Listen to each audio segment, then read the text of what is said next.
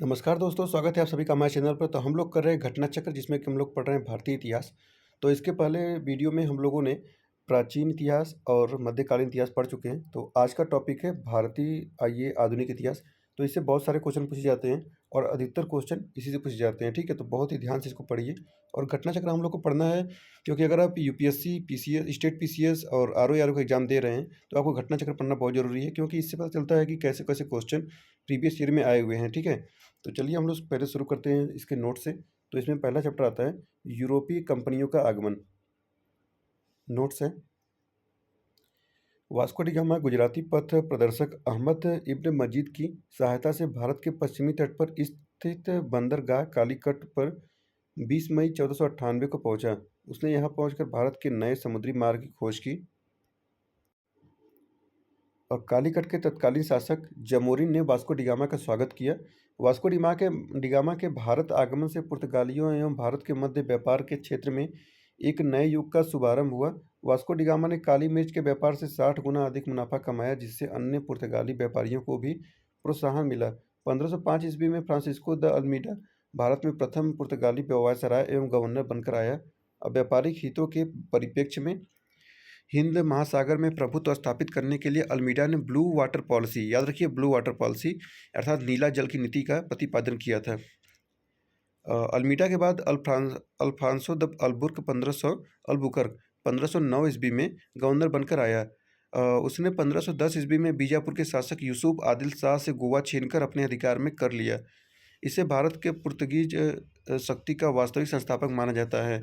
Albuquerque ने 1511 में दक्षिण पूर्वी एशिया की महत्वपूर्ण मंडी मलक्का एवं 1515 ईस्वी में फारस की खाड़ी के मुहाने पर स्थित हरमुज पर अधिकार कर लिया। अल्बुकर्क ने बाद प्रमुख गवर्नरों में से एक नीनो डी कुन्हा था। यह 1529 से 1538 ईस्वी तक गवर्नर रहा।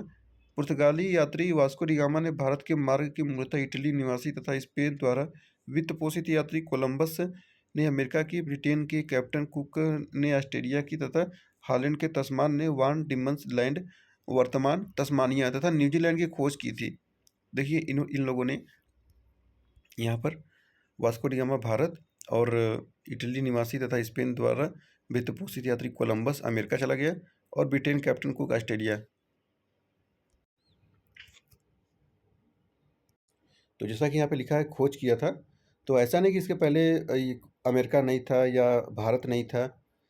इसके पहले था। इन लोगों ने समुद्री रास्ताओं का खोज किया था। ठीक है,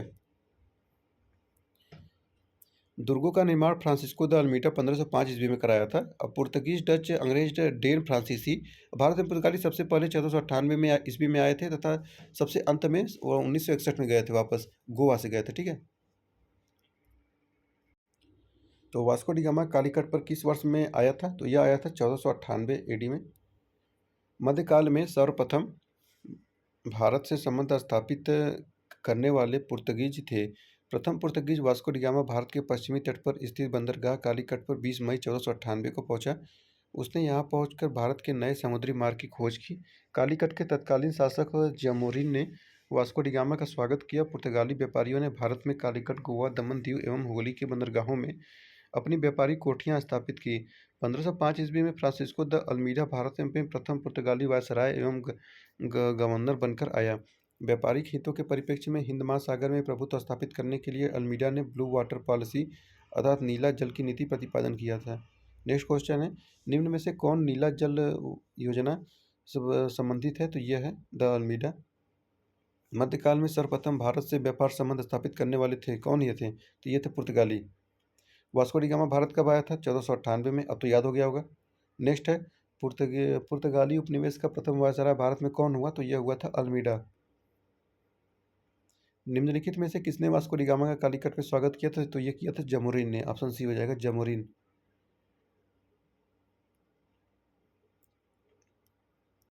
तो यहाँ मिलाने वाला क्वेश्चन है, यहाँ पर है यात्री और यहाँ पर है देश। तो चलिए इसको मिलाते हैं। वास्को डी गामा ये पुर्तगाल का था और क्रिस्टोफर ये कोलंबस, तो कोलंबस स्पेन का था।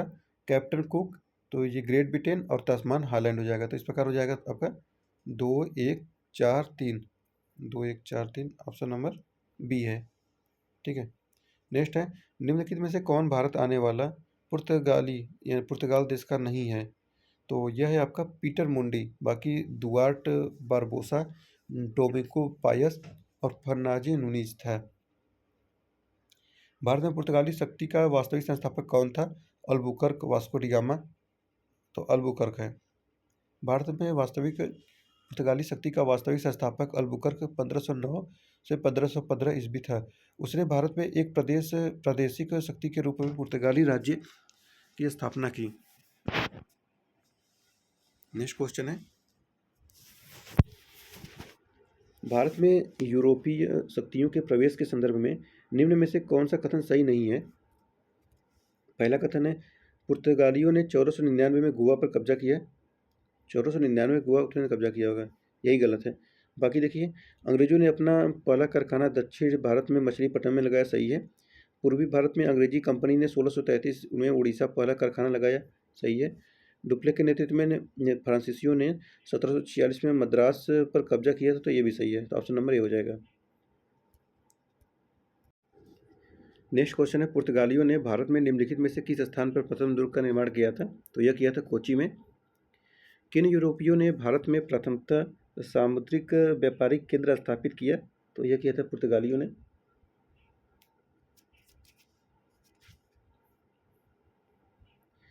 यूरोपीय शक्तियों में सर्वप्रथम पुर्तगाली व्यापारियों ने भारत में सामुद्रिक व्यापारिक केंद्र स्थापित किए। भारत में प्रथम पुर्तगाली वायसराय फ्रांसिस्को द अल्मीडा ने 1509 ईस्वी में दीव पर अधिकार कर लिया। दीव पर अधिकार के साथ ही पुर्तगाली हिंद महासागर में सबसे अधिक शक्तिशाली हो गए। पुर्तगालियों ने हिंद महासागर से होने वाले व्यापार पर एकाधिपत्य स्थापित कर लिया तथा यहाँ से गुजरने वाले अन्य जहाज़ों से भी कर वसूली किया। नेक्स्ट क्वेश्चन है, बंगाल की निम्नलिखित फैक्ट्रियों में से एक जो पुर्तगालियों द्वारा स्थापित की गई थी वह थी हुगली। क्वेश्चन नंबर 14 है, पांडुचेरी वर्तमान में पुदुचेरी के संदर्भ में निम्नलिखित कथनों पर विचार कीजिए। पहला कथन है, पुदुचेरी यानी पांडिचेरी पर कब्जा करने वाली पहली यूरोपीय शक्ति पुर्तगाली थे। दूसरा है, पांडिचेरी पर कब्जा करने वाली दूसरी यूरोपीय शक्ति फ्रांसीसी, और अंग्रेजों ने कभी पांडिचेरी पर कब्जा नहीं किया। तो ऑप्शन ये हो जाएगा, केवल एक सही है। पांडिचेरी पर कब्जा करने वाले पहली यूरोपीय शक्ति पुर्तगाली थे।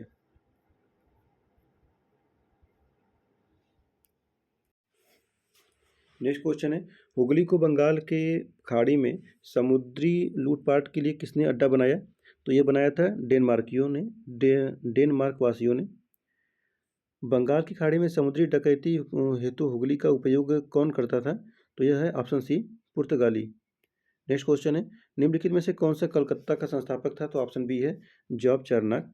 तो देखिए, काशी बाजार की फैक्ट्री प्रमुख जॉब चार्नक ने अंग्रेजों के व्यापार केंद्र के लिए हुगली के स्थान पर सूतानूती अथवा सूतनौती को चुना। उसे ही कलकत्ता का संस्थापक माना जाता है। हालांकि मई 2003 में दिए गए अपने निर्णय में कलकत्ता उच्च न्यायालय की एक खंडपीठ ने जॉब चार्नक को कलकत्ता का संस्थापक न मानते हुए कहा कि कलकत्ता कलिकाता जॉब चार्नक के आगमन से पूर्व अस्तित्व में था तथा इस आधार पर कलकत्ता का स्थापना 24 अगस्त 1690 दिवस भी नहीं माना जा सकता। अगला क्वेश्चन है, कलकत्ता किसने बसाया? तो जॉब चार्नक। निम्न में किस स्थान पर भारत में प्रथम नगर स्थापित किया था? तो यह मद्रास में। भारत के साथ व्यापार के लिए सर्वप्रथम संयुक्त पूंजी कंपनी किन लोगों ने आरंभ की? तो ऑप्शन बी है, डच। नेक्स्ट क्वेश्चन है, निम्नलिखित कथनों में से कौन सा एक सही है? ऑप्शन ए है, आधुनिक कोच्चि भारत की स्वतंत्रता तक डच उपनिवेश था, और डच का नहीं, पुर्तगालियों का था। ऑप्शन बी है, डचों ने पुर्तगालियों को पराजित किया और आधुनिक कोच्चि में उन्होंने फोर्ट विलियम्स का निर्माण किया। तो ऑप्शन बी जो है सही है। क्वेश्चन नंबर 22 है, भारतीय इतिहास संदर्भ में निम्नलिखित कथनों पर विचार कीजिए। पहला कथन है, डच लोगों ने पूर्वी तटीय क्षेत्रों में गजपति शासकों द्वारा प्रदान की गई जमीनों पर अपनी फैक्ट्रियां गोदाम स्थापित किया। दूसरा कथन है, अल्फांसो द अल्बुकर्क ने बीजापुर सल्तनत से गोवा को छीन लिया था। तीसरा कथन है, अंग्रेजी ईस्ट इंडिया कंपनी ने मद्रास में विजयनगर साम्राज्य के एक प्रतिनिधि से पट्टे पर ली गई जमीन के एक प्लाट पर फैक्ट्री स्थापित की थी। तो इसमें ऑप्शन बी हो जाएगा, 2 और 3 सही है। 2022 का क्वेश्चन ये है। तो पहला इसमें जो कथन है कि डच लोगों ने पूर्वी तटीय क्षेत्रों में गजपति शासकों द्वारा प्रदान की गई जमीनों पर अपनी फैक्ट्रियां गोदाम स्थापित किए, ये गलत है। इसका एक्सप्लेनेशन देख लीजिए। डचों ने पूर्वी तट पर पहले कोची को पुर्तगालियों से छीना और बाद में आंध्र और उड़ीसा के तट पर अपनी फैक्ट्री स्थापित की, जो 17वीं शताब्दी की है, जबकि गजपति शासकों का शासन 16वीं शताब्दी में ही समाप्त हो गया था। नेक्स्ट क्वेश्चन है, भारत में ईस्ट इंडिया कंपनी की सफलता का राज क्या था? तो भारत में राष्ट्रीय भावना की कमी थी और कंपनी की शासन को पश्चिमी प्रशिक्षण मिला तथा उनके पास आधुनिक हथियार थे, ये भी सही है। भारतीय सैनिकों में राष्ट्रीय भावना का अभाव, तो इसके फलस्वरूप कोई जो उन्हें अच्छा वेतन दे अपनी सेवा में लगा सकता था, तो ऑप्शन सी। तो ये ऑप्शन डी हो जाएगा, सभी सही है। नेक्स्ट क्वेश्चन है, निम्नलिखित ब्रिटिश कंपनियों में से किसने भारत में व्यापार करने का पहला अधिकार प्राप्त हुआ? तो ये हो जाएगा लिवेंट कंपनी। नेक्स्ट क्वेश्चन है, एक्सप्लेनेशन देख लीजिए इसका।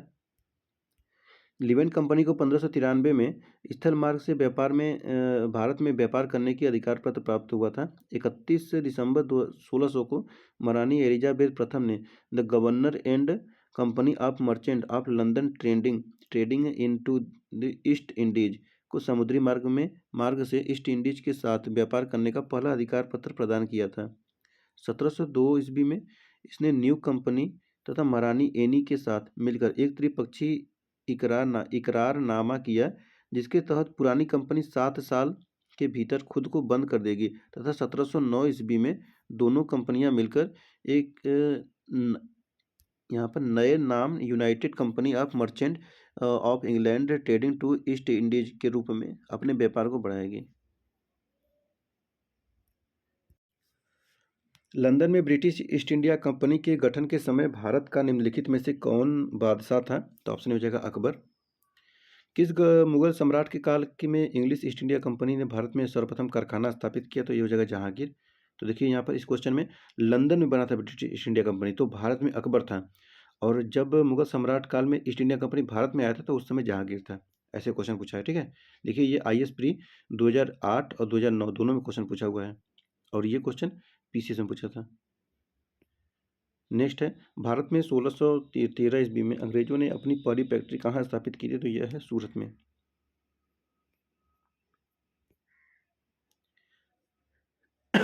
ये देखिए 2021 क्वेश्चन है, इंग्लिश ईस्ट इंडिया कंपनी का कारखाना या कारखाने स्थित है भरूच, चिकागोल और त्रिचिनोपोली? तो ये जगह ऑप्शन है केवल एक भरूच में है। 17वीं शताब्दी के पहले चौथाई 1625 ईस्वी तक ईस्ट इंडिया कंपनी ने सूरत, भरूच, बुरहानपुर, अहमदाबाद और आगरा में अपने कारखाने स्थापित किए थे। नेक्स्ट क्वेश्चन है, question number 30, east India company की प्रथम फैक्ट्री स्थापित की गई थी? तो यह किया गया था सूरत में। निम्नलिखित यूरोपीय व्यापारिक कंपनियों में से किसने सूरत में सर्वप्रथम अपना कारखाना स्थापित किया? तो ये थे अंग्रेजों ने। वर्ष 1613 में अंग्रेजी ईस्ट इंडिया कंपनी को कहाँ एक कारखाना व्यापार स्थल स्थापित करने की अनुमति मिली? तो ऑप्शन डी जाएगा सूरत। ईस्ट इंडिया कंपनी के प्रारंभिक दौर में वेस्टर्न प्रेसिडेंसी कहाँ थी? तो यह है सूरत। ब्रिटिश ईस्ट इंडिया कंपनी ने बम्बई किससे लिया था? तो ये लिया था पुर्तगालियों से। निम्नलिखित में से किस वर्ष प्रयागराज यानी उत्तर प्रदेश के किले पर अंग्रेजों का अधिकार स्थापित हो गया था? तो यह हो गया था 1797 में। अवध के नवाब सादत अली 1797 ईस्वी में प्रयागराज यानी इलाहाबाद का किला अंग्रेजों को सौंप दिया था। नेक्स्ट क्वेश्चन है, ईस्ट इंडिया कंपनी के किस अंग्रेज गवर्नर को औरंगजेब द्वारा भारत से निष्कासित किया गया? तो ये ऑप्शन बी है, सर जॉन चार्ल्स।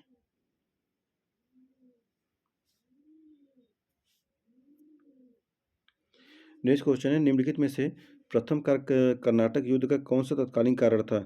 तो यह अंग्रेजों द्वारा फ्रांसीसी जहाजों का अधिग्रहण। ऑप्शन नंबर डी हो जाएगा। नेक्स्ट क्वेश्चन है, कर्नाटक युद्ध किन किन के मध्य लड़ा गया? तो ये अंग्रेज और फ्रांसीसी थे। क्वेश्चन नंबर 40 है, निम्नलिखित में से कौन सा एक सुमेलित नहीं है? कर्नाटक का युद्ध 1746 से 48, कर्नाटक का द्वितीय युद्ध 1550 से 52, और कर्नाटक का तृतीय युद्ध 58 से 63, पानीपत का तृतीय युद्ध 1761। तो ऑप्शन नंबर बी जो है वो गलत है। कर्नाटक का द्वितीय युद्ध 1749 से 54 था, न कि 50 से 52। नेक्स्ट क्वेश्चन है, निम्नलिखित में से कौन सा प्रथम यूरोपीय व्यक्ति था जिसने भू क्षेत्र अर्जित करने के उद्देश्य से भारतीय राजाओं के झगड़ों में भाग लेने की नीति आरंभ की? तो ऑप्शन बी है डुप्ले। डुप्ले ने पहली बार वे हथकंडे प्रयोग किए जो भारत को जीतने के लिए अंग्रेजों के मार्गदर्शन बने। डुप्ले प्रथम यूरोपीय था जिसने भू क्षेत्र अर्जित करने के उद्देश्य से भारतीय राजाओं के झगड़ों में भाग लेने की नीति आरंभ की। यह डुप्ले ही था जिसने पहली बार यूरोपीय सेना को भारतीय राज दरबारों में भारतीय व्यय पर नियुक्त करवाया था, जिसने पहली बार यूरोपीय हितों के लिए भारतीय राजनीति में हस्तक्षेप किया तथा भारत में यूरोपीय साम्राज्य की नींव रखी। उसके बारे में जीबी मालेसन ने लिखा है कि उसकी योजनाओं का प्रभाव उसके जाने के पश्चात भी रहा।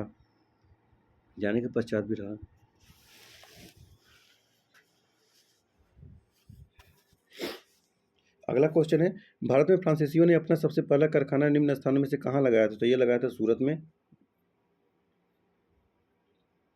फ्रांसीसी ईस्ट इंडिया कंपनी स्थापित हुई थी, तो यह हुआ था लुई 14वें के शासनकाल में। निम्नलिखित में से किसने भारत में फ्रांसीसी कंपनी का संस्थापक माना जाता है? तो यह माना जाता है काल्बर्ट। नेक्स्ट है, बंगाल में निम्न में से कौन सा कारखाना डचों ने स्थापित किया था? तो ऑप्शन बी हो जाएगा चिनसूरा और ऑप्शन सी हो जाएगा हुगली। देखिए यहाँ पर डचों के बंगाल पहली कंपनी पीपली 1627 ईस्वी में स्थापित किया हुई थी। इसके कुछ ही दिनों बाद डच पीपली बालासोर चले गए। बंगाल में डचों ने 1635 ईस्वी में प्रारंभ 1656 ईस्वी के बीच कुछ समय तक हुगली में फैक्ट्री संचालन किया। 1656 के ईस्वी के बाद हुगली के ही एक गांव चिनसूरा 1663 में स्थापित फैक्ट्री डचों के व्यापार का मुख्य केंद्र बनी। स्पष्ट है कि दिए गए विकल्पों में डचों का कारखाना चिनसूरा हुगली के एक ग्राम साथ साथ हुगली मुख्यालय में भी था। 17वीं शताब्दी के समाप्त होने बाद कंपनी का अजमेर, पटना, ढाका और मालदा, बालासोर, बानगौर, जुगदिया, फतवा आदि स्थानों पर स्थापित हो चुकी थी। डच ईस्ट इंडिया कंपनी ने किस वर्ष में अपनी फैक्ट्री पटना में स्थापित किया? 1601, 1632। तो ये जगह 1632 है। बंगाल की समृद्ध व्यापार की एक तरफ आकर्षित हो डचों ने 1629 में ईस्वी में असफल प्रयास किए। यद्यपि बंगाल में व्यापार का सुअवसर उन्हें 1632 में ईस्वी में प्राप्त हुआ। 1632 में सर्वप्रथम पटना में डच ईस्ट इंडिया कंपनी की प्रवेश हुआ। यद्यपि पटना में डच फैक्ट्री की स्थापना 1632 के संदर्भ में संबंधित कोई स्रोत प्रामाणिकता की कसौटी पर स्पष्ट नहीं है। यद्यपि इतिहासकार ओम प्रकाश ने 1638 ईस्वी में पटना में डच फैक्ट्री की स्थापना संबंधित तथ्य प्रस्तुत किए, जो आर्थिक तंगी के कारण उसी वर्ष बंद हो गई। वर्तमान में डच फैक्ट्री का वह स्थान पटना कॉलेज के नाम से जाना जाता है। नेक्स्ट है, फ्रांसीसी दक्कन में शक्ति आंदोलन स्थापित करने में असफल रहे क्योंकि अंग्रेजी की फौज शक्तिशाली थी। अब अगला चैप्टर आता है ईस्ट इंडिया कंपनी और बंगाल के नवाब। नोट्स देखते हैं। मुगल सम्राट द्वारा स्वतंत्र रूप से नियुक्त बंगाल का अंतिम गवर्नर मुर्शिद कुली खान था। इसने अपनी राजधानी ढाका से मकसूदाबाद बनाया और नगर का नाम मुर्शिदाबाद रख दिया। इसने भूमि बंदोबस्त से इजारा व्यवस्था आरंभ की। अलीवर्दी खां 1740 से 1756 ईस्वी ने यूरोपियों की तुलना मधुमक्खियों से की तथा कहा कि यदि उन्हें न छेड़ा जाए तो वे शहद देंगी और यदि छेड़ा जाए तो काट काट कर मार डालेंगे। इसकी मृत्यु के पश्चात इसका दहित्र सिराजुद्दौला उत्तराधिकारी बना। ब्लैक होल की कथित घटना 20 जून 1756 को सिराजुद्दौला के समय हुई थी। जेड हालवेल, जो शेष जीवित रहने वालों में से एक था, के अनुसार 18 फीट लंबे तथा 14 फीट 10 इंच चौड़े कक्ष में 146 अंग्रेज बंदी बंद कर दिए और अगले दिन उनमें से केवल 23 व्यक्ति ही बच पाए। यानी देख रहे हैं, 146 को बंदी बनाया, सिर्फ 23 बचे। यानी कि 146 में से 23 गए तो 123 मर गए।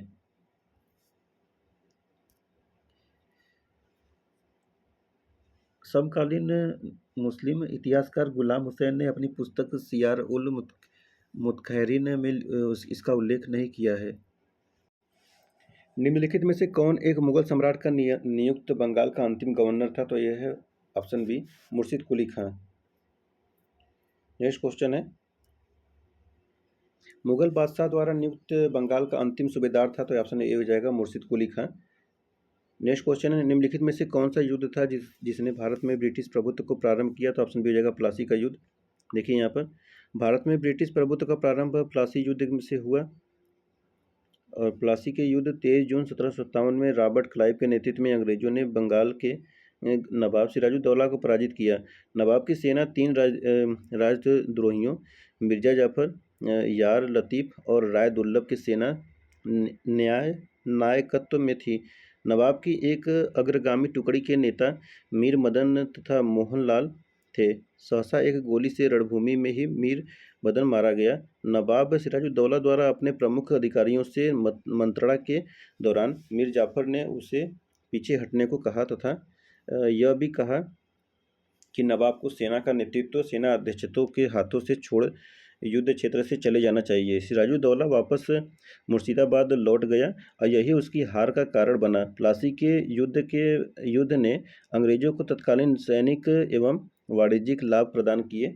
इसने कृषि उत्पादन और दस्तकारियों के क्षेत्र में अग्रणी 3 राज्यों बिहार, बंगाल और उड़ीसा में राजनीतिक प्रभुत्व स्थापित करने के लिए पृष्ठभूमि तैयार की। इस युद्ध ने वस्तुतः भारत में ब्रिटिश साम्राज्य की नींव डाली तथा इसे भारत में ब्रिटिश इंडिया कंपनी की पहली निर्णायक सफलता माना जाता है, जबकि सर्वाधिक निर्णायक बक्सर का युद्ध 1764 था।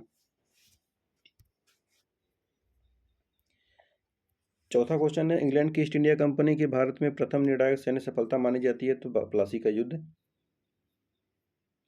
और प्लासी का युद्ध लड़ा गया था 1757 में, ऑप्शन नंबर बी हो जाएगा। सिराजुद्दौला लॉर्ड क्लाइव द्वारा परास्त हुए किसी युद्ध में हुए थे, तो प्लासी के युद्ध में। भारतवर्ष में ब्रिटिश साम्राज्य का संस्थापक कौन था, तो यह था लॉर्ड रॉबर्ट क्लाइव। और निम्नलिखित में से किसे स्वर्ग से उत्पन्न सेना नायक कहा गया था, ऑप्शन बी हो जाएगा रॉबर्ट क्लाइव। प्लासी का युद्ध मैदान कहाँ स्थित है, तो ऑप्शन डी हो जाएगा पश्चिम बंगाल। निम्न में से किसने अपनी राजधानी मुर्शिदाबाद से मुंगेर स्थापित की, तो ये किया था मीर कासिम ने। सबसे अधिक निर्णायक युद्ध के जिसने अंग्रेजों के भारत में प्रभुत्व स्थापित किया था, तो यह किसने किया था, तो यह किया था प्लासी का युद्ध। प्लासी नहीं, बक्सर 1764 का है। देख लीजिए यहाँ पर एक्सप्लेनेशन। 22 अक्टूबर 1764 को अंग्रेजों ने मीर कासिम अवध के नवाब सिराजुद्दौला तथा दिल्ली के मुगल सम्राट शाह आलम द्वितीय की सम्मिलित सेना को बक्सर के युद्ध में परास्त किया। इस युद्ध में अंग्रेजों की कमान मेजर हेक्टर मुनरो के हाथ में थी। इस युद्ध के परिणाम ने प्लासी के निर्णयों पर मुहर लगा दी। भारत में अब अंग्रेजों को चुनौती देने वाला कोई दूसरा नहीं था। इलाहाबाद तक का प्रदेश अंग्रेजों के अधिकार में आ गया तथा दिल्ली विजय का मार्ग खुल गया। बक्सर का युद्ध भारतीय इतिहास में निर्णायक सिद्ध हुआ। पी.ई. रॉबर्ट ने बक्सर के युद्ध के बारे में कहा है कि प्लासी की अपेक्षा बक्सर को भारत में अंग्रेजी प्रभुता की जन्मभूमि मानना कहीं अधिक उपयुक्त है। यदि बक्सर के युद्ध के परिणाम को देखा जाए तो कहा जा सकता है कि प्लासी के विजय अंग्रेजों की कूटनीति का परिणाम थी। वहीं बक्सर की विजय के इतिहासकारों ने पूर्णतः सैनिक विजय बताया। प्लासी के युद्ध ने अंग्रेजों की प्रभुता बंगाल के स्थापित की, परंतु बक्सर के युद्ध ने कंपनी को एक अखिल भारतीय शक्ति के रूप में दिया। तो देख रहे हैं, प्लासी का युद्ध में ज़्यादा प्रभुता स्थापित हुआ था, लेकिन बक्सर वाले में इन लोग को सैनिक का भी सपोर्ट मिल गया, सैनिक विजय प्राप्त बताया गया इसको। और नेक्स्ट क्वेश्चन है, अंग्रेजी ईस्ट इंडिया कंपनी द्वारा लड़े गए निम्नलिखित युद्धों में से कौन सा सर्वाधिक निर्णायक था, तो ऑप्शन ए हो जाएगा बक्सर की लड़ाई। निम्नलिखित में से कौन सा युद्ध भारत में अंग्रेजों के आधिपत्य की स्थापना की दृष्टि से सबसे महत्वपूर्ण समझा जाता है, तो ऑप्शन ए हो जाएगा बक्सर। नेक्स्ट है, बक्सर के युद्ध के समय दिल्ली का शासक कौन था, तो ऑप्शन डी है शाह आलम द्वितीय। बक्सर की लड़ाई के समय बंगाल का नवाब कौन था, तो ऑप्शन बी हो जाएगा मीर जाफर। और नेक्स्ट क्वेश्चन है, निम्नलिखित में से जिस एक शासक ने ईस्ट इंडिया कंपनी को दीवानी प्रदान की थी वह था, तो हो जाएगा शाह आलम द्वितीय, ऑप्शन सी। इलाहाबाद की दूसरी संधि अगस्त 1765 के अनुसार शाह आलम द्वितीय के अंग्रेज संरक्षण में लिया गया।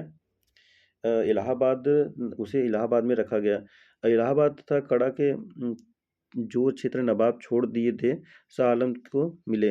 12 अगस्त 1765 के अपने फरमान द्वारा मुगल बादशाह शाह आलम द्वितीय ने कंपनी को बंगाल, बिहार, उड़ीसा की दीवानी अस्थायी रूप से दे दिया। इस Robert Clive east India company इस समय Robert Clive east India company का बंगाल गवर्नर था, ये क्लाइव था। शाह आलम द्वितीय का संपूर्ण जीवन आपदाओं से ग्रस्त रहा। 1788 में अंधा कर दिया गया। शाह आलम द्वितीय के समय में 1803 ईस्वी में दिल्ली में अंग्रेजों का अधिकार हो गया। शाह आलम द्वितीय तथा उसके दो उत्तराधिकारी अकबर द्वितीय 1806 से 37, बहादुर शाह द्वितीय 1837 से 57 ईस्वी तक ईस्ट इंडिया कंपनी के पेंशन भोगी मात्र बनकर रह गए थे। 1765 ईस्वी में ईस्ट इंडिया कंपनी को बंगाल की दीवानी किसने प्रदान की थी, तो ऑप्शन बी है मुगल सम्राट ने। किस गवर्नर के कार्यकाल में ईस्ट इंडिया कंपनी को शाह आलम द्वारा बंगाल, बिहार तथा उड़ीसा में दीवानी अधिकार दिए गए, तो ऑप्शन ए है लॉर्ड क्लाइव। सम्राट शाह आलम द्वितीय ने ईस्ट इंडिया कंपनी को बंगाल, बिहार तथा उड़ीसा की दीवानी प्रदान की, तो ऑप्शन ए हो जाएगा 12 अगस्त 1765। और इलाहाबाद की संधि के बाद रॉबर्ट क्लाइव ने मुर्शिदाबाद का उस उप दीवान किसे बनाया था, तो ऑप्शन हो जाएगा मोहम्मद रजा खां। इलाहाबाद की संधि के अनुसार भगोड़े सम्राट शाह आलम को अंग्रेजी संरक्षण में ले लिया गया तथा उसे इलाहाबाद में रखा गया। शाह आलम ने उपयुक्त संधि के प्रावधान द्वारा कंपनी को बंगाल, बिहार, उड़ीसा की दीवानी अस्थायी रूप से दे दी। नज्म उल दौला को बंगाल का नवाब स्वीकार किया, जिसके बदले नवाब द्वारा सम्राट को 26 लाख रुपए वार्षिक अदा करना था। इस समय कंपनी सीधे कर संग्रह करने का भार न तो लेना चाहती थी और न ही उसके पास ऐसी क्षमता थी। कंपनी ने दीवानी कार्य के लिए दो उप दीवान बंगाल के लिए मोहम्मद रजा खान तथा बिहार के लिए राजा सिताब राय की नियुक्ति की। मोहम्मद रजा खान उप नाजिम के रूप में भी कार्य करते थे। इस प्रकार समस्त दीवानी तथा निजामत का कार्य भारतीयों द्वारा ही चलता था, यद्यपि अधिकार कंपनी के हाथ में था। नेक्स्ट क्वेश्चन है, 1765 में ईस्वी में दीवानी प्रदान किए जाने के बाद ब्रिटिश सबसे पहले निम्नलिखित में से किस पर्वतीय जनजाति के संपर्क में आए? तो यह है ऑप्शन नंबर बी, खासी। बंगाल की दीवानी प्राप्त करने के पश्चात ब्रिटिश 1765 ईस्वी में सिलहट आए थे कि खासी जनजाति के लोग चावल, नमक एवं सूखी मछलियों के बदले रेशम, सूती सामान, लोहा, मोम, मधु एवं सिंह का व्यापार करने हेतु सिलहट की सीमा पर पंडुआ में आते थे। खासी पर्वतों में पाए जाने वाले चूना पत्थर का उपयोग तब बंगाल में चूना पत्थर की मांग की पूर्ति हेतु किया जाता था। कुछ समय पश्चात ईस्ट इंडिया कंपनी के ब्रिटिश अधिकारी चूना पत्थर का व्यापार करने लगे, जिससे वे खासी जनजाति के संपर्क में आए।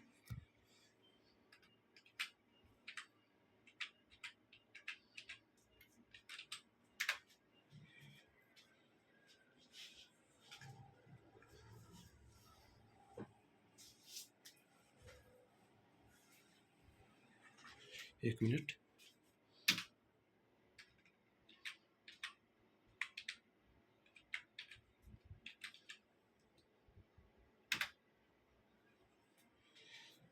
ओके, नेक्स्ट क्वेश्चन है, अवध सल्तनत के हिंदू नायब वजीर के संदर्भ में निम्नलिखित कथनों में से कौन सा कथन सही है? दो कथन दिए गए हैं। पहला कथन है, राजा टिकैत राय नवाब आसफउद्दौला के अर्थ मंत्री थे। और दूसरा है, अवध के नवाबों के राज्य में सामान्यतः कतिपय हिंदू रायतियों के लोगों को उच्च स्थान प्राप्त था। तो ऑप्शन सी हो जाएगा, दोनों सही है। राजा टिकैत राय नवाब आसफउद्दौला के दीवान तथा या अंतर्मंत्री थे, अतः कथन एक सही है। अवध के नवाबों के राज्य में हिंदू अधिकारियों को भी उच्च पदों पर नियुक्ति की गई। उदाहरणतः आसफउद्दौला के दीवान राजा टिकैत राय व राजा झाऊ लाल एवं नवाब सफदरजंग के प्रधानमंत्री व सेना नायक राजा नवल राय आदि इन्हीं जातियों के प्रतिनिधि थे। नेक्स्ट क्वेश्चन है, 18वें शतक में भारत में लड़े गए युद्धों का निम्नलिखित में से सही कालानुक्रम कौन सा है? वांडीवास युद्ध हो जाएगा, अंबर युद्ध, प्लासी युद्ध, वांडीवास युद्ध, बक्सर युद्ध। ऑप्शन नंबर बी हो जाएगा। देख लेते हैं यहाँ पे कालानुक्रम। अंबर का युद्ध 1749 में हुआ था और प्लासी का युद्ध 57 में हुआ था जून में। वांडीवास का जनवरी 1760 में और बक्सर का युद्ध 1764 में अक्टूबर में हुआ था। अगला क्वेश्चन है, उस फ्रांसीसी सेनापति का नाम बताइए जो 1760 के वांडीवास युद्ध में पराजित हुआ। तो ऑप्शन ए हो जाएगा, काउंट लाली। नेक्स्ट क्वेश्चन है, क्वेश्चन नंबर 25, वांडीवास के युद्ध 1760 में तो हो जाएगा ऑप्शन नंबर सी, ब्रिटिश ने फ्रेंच को हराया था। अगला क्वेश्चन है 1760 का प्रसिद्ध वांडीवास का युद्ध अंग्रेजों द्वारा किसके खिलाफ लड़ा गया? तो ये लड़ा गया था फ्रांसीसी। निम्नलिखित में से कौन से युग में सही सुमेलित है? तो देखिए यहाँ पर सही सुमेलित, बक्सर का युद्ध मीर जाफर विरुद्ध क्लाइव, गलत है। वांडीवास का फ्रांसीसी विरुद्ध ईस्ट इंडिया कंपनी, यही सही है। देखते हैं कहाँ कहाँ कैसे कैसे हुआ था। बक्सर का युद्ध 22 अक्टूबर 1764 को अवध के नवाब शुजाउद्दौला, मुगल सम्राट शाह आलम तथा मीर कासिम की संयुक्त सेनाओं और अंग्रेजों के मध्य हुआ था। ठीक है, याद रखिए, नवाब शुजाउद्दौला, मुगल सम्राट शाह आलम तथा मीर कासिम की संयुक्त सेनाओं के अंग्रेजों के मध्य हुआ था। वांडीवास का युद्ध 22 जनवरी 1760 को अंग्रेजों तथा फ्रांसीसियों के मध्य हुआ। इस युद्ध में फ्रांसीसी पराजित हुए और यही पराजय भारत में उनके पतन की शुरुआत थी। चिलैयावाला का युद्ध 13 जनवरी 1849 को लड़ा गया। ऐसे युद्ध में अंग्रेजी सेना का नेतृत्व लॉर्ड गफ ने किया तथा सिख सेना शेर सिंह के नेतृत्व में लड़ी। यह युद्ध अनिर्णित समाप्त हुआ। इस युद्ध के समय भारत का गवर्नर जनरल डलहौजी था। खुर्दा का युद्ध 1795 ईस्वी में निजाम के विरुद्ध मराठों द्वारा लड़ा गया, जिसमें निजाम की हार हुई, अतः स्पष्ट बी सही है। क्वेश्चन नंबर 28 है, निम्न में से किसने भारत में अंग्रेजों का सर्वाधिक विरोध किया? तो ऑप्शन ए है मराठा। भारत में अंग्रेजों का सर्वाधिक विरोध मराठों द्वारा किया गया था। 3 आंग्ल मराठा युद्धों के बाद ही मराठा शक्ति को दबाया जा सका। मुगल साम्राज्य के खंडहरों पर मराठों ने अपने साम्राज्य की आधारशिला रखी। उन्हीं आधार से परिस्थितियों में अंग्रेजों ने भी लाभ उठाया। प्रथम आंग्ल मराठा युद्ध में अंग्रेजों को मुंह की खानी पड़ी। साल बाई की संधि से प्रथम युद्ध बंद हुआ। बेलोजेली ने 1802 ईस्वी में अपने सहायक संधि के जाल में पेशवा को बांध लिया। 1818 ईस्वी में लॉर्ड हेस्टिंग ने मराठों की रही शक्ति को समाप्त कर ब्रिटिश सर्वोच्चता की स्थापना की। ठीक है, तो ये चैप्टर समाप्त होता है। तो अब हम लोग नेक्स्ट चैप्टर पढ़ा जाएगा क्षेत्रीय राज्य पंजाब एवं मैसूर। तो इसको हम लोग पढ़ा जाएगा नेक्स्ट वीडियो में। तो चलिए इसको आप लोग रिवाइज करते रहिए और अपने दोस्तों में भी शेयर करिए। तो हम लोग का चैनल थोड़ा नया है तो चैनल को भी सपोर्ट करिए और आप नए हैं हमारे चैनल के साथ जुड़िए ताकि आपको हमारे वीडियो सबसे पहले मिल सके। चलिए हम लोग फिर मिलते हैं नेक्स्ट वीडियो में। Thank you so much.